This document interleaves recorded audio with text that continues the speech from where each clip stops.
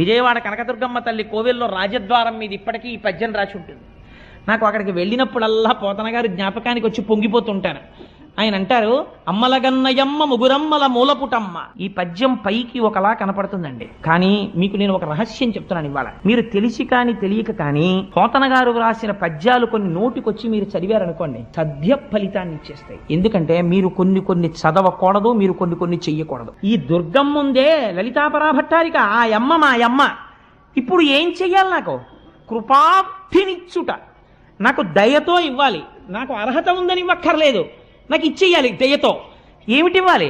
మహత్వ, కవిత్వ, పటుత్వ సంపదల్. మీరు సాధారణంగా అమ్మవారికి శాక్తేయ ప్రణవములు అని కొన్ని బీజాక్షరాలు ఉన్నాయి. ఓం, ఐం, హ్రీం, శ్రీం, క్లీం, సౌ అని ఈ ఆరింటిని శాక్తేయ